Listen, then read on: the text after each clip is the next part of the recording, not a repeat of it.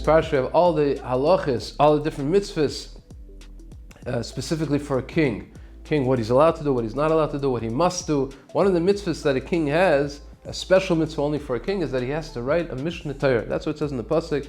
And when he sits on his throne, he's going to write the Mishnah Torah milifnei hakohanim haLevim, in front of the kohanim from Shevet Levi. Every yid is mechuyev, is obligated to write his own Sefer Torah. That's what the Rambam says in Sefer HaMitzvahs. He learns it from the pasuk. V'ata kisvu lechem es sashira hazayis means every yid has to have his own Torah. Every yid has to have a Sefer Torah, but the king has to have two. Rashi says one stays in his palace and one goes out with him wherever he goes. That's the two Torahs. What's the significance of the kohanim from Shevet Levi? You have to write a Torah. Okay, so find the Sefer, somebody who knows how to write the Sefer Torah. Why does he have to be a kohen from Shevet Levi? The Rambam, when he brings the halacha of the king writing his Mishnah Torah, his second Sefer Torah, the Rambam says that in order to copy it correctly and to make sure that it's without any error, without any mistakes, it has to be copied from the Sefer Torah that's found in the Beis HaMikdash. We know that there was always one Sefer Torah that was kept in the Beis HaMikdash, and that Torah was considered the most accurate text of the Torah that we have. Obviously, unfortunately, when people copy from one book to another, from one sefer to another, it could be mistakes. Mistakes happen when you copy. There was always one sefer that was considered the most accurate of text of the Sefer Torah. So the Rambam says when the king writes his Mishnah Torah, make sure he writes it from that Sefer Torah that's in the Beis HaMikdash. And the members of the Sanhedrin should be there while he's copying it to make sure there's no mistakes. Okay? Could be that the Rambam saw, this is a Talmud Yerushalmi, it's not, the Rambam didn't make it up, it comes from the Gemara Yerushalmi.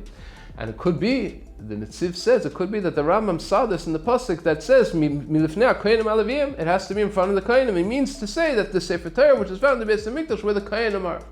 Then the Netziv goes a step further. He says that he thinks that it's the point of the kohanim haLevim is even deeper than that. We know, famous story that the Gemara Bava Metzia, Daf Pei brings, that Rabbi Chia said about himself, that he is responsible for the fact that Torah was not lost in Klal Yisrael. That Torah remained, that we have Torah Shebechsav, Torah Shebal, but we have Torah today. Rabbi Chia says, I did it. How did he do it? So the Gemara continues and says, I laid traps and I caught animals. Then I took the animals and I shechted them. I took the skins from the animals, I worked on the skins until I got good parchment. I took the parchment and I started writing. What did I write? One Sefer Bereshit, Sefer Shemot, Sefer, I wrote 5 Svarim. Each Sefer, I took a child who was smart and intelligent, and I taught him Sefer Bereshit. Then I took another child and I taught him Sefer Shemot, Sefer Veikos, 5 children. I said, now you teach each other what you learned. And that way all the 5 children became proficient in the entire Torah Shebechsav. They learned in the entire Torah. And then each one, now they had 5 teachers. The 5 children became 5 teachers, and they started teaching other people Torah, and so on and so forth. And in that way, all of Klal Yisrael was able to learn the Torah. Okay, we understand Rav Chia did a tremendous thing. The school system that he set up was effective in order that Torah should not be forgotten. But what's the whole message of Rav Chia actually going out and trapping the animals and go to the store, buy parchment and write the Torah, or even better, hire a sefer to write the Torah. The important thing is that you have to teach the children. That's your job. What does he have to be busy himself gathering the animals, gathering the hides, and making the parchment?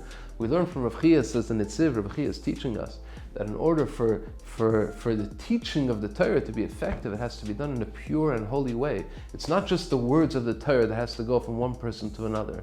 The entire process has to be saturated with the Kedusha and the Tara that the Torah demands. And therefore Rav Chia realized that in order to make sure that Torah is effective and eternal, the lima that Torah that he's teaching, the words of the Torah that he's teaching these children to be eternal and everlasting, he has to actually be involved in every step of the process. It has to be a holy process from the beginning, from when you lay the traps for the animals. It has to be Rabbi Chia, the holy Rabbi Chia himself, laying the traps. This is the message, says in Netziv, the same message here in the Torah. This Mishnah Torah, what is the point of this king having a Sefer Torah when he goes out to the nation? A Jewish king is not a politician, he's not a diplomat. A Jewish king, his only primary role is to ensure that Klal Yisrael is keeping the Torah and the mitzvahs. That's what he's supposed to do. He is the powerful person to make sure that the Klal Yisrael is keeping what they're supposed to do. He has to go out with the Sefer Torah and he has to say to Klal Yisrael, the Torah says Aleph, the Torah says you have to do this, the Torah says you're not allowed to do this, and make sure that Klal Yisrael is keeping the laws of the Torah. And that Torah has to be so pure, it has to be written by the purest people in the purest place, like the Rambam says from the Sanhedrin, and like the Torah says, Mipnei HaKohanim HaLevim, in order that the Torah should be pure. The entire process of learning the Torah and teaching the Torah and spreading the Torah has to be pure from the very beginning throughout the entire process. Good Shabbos.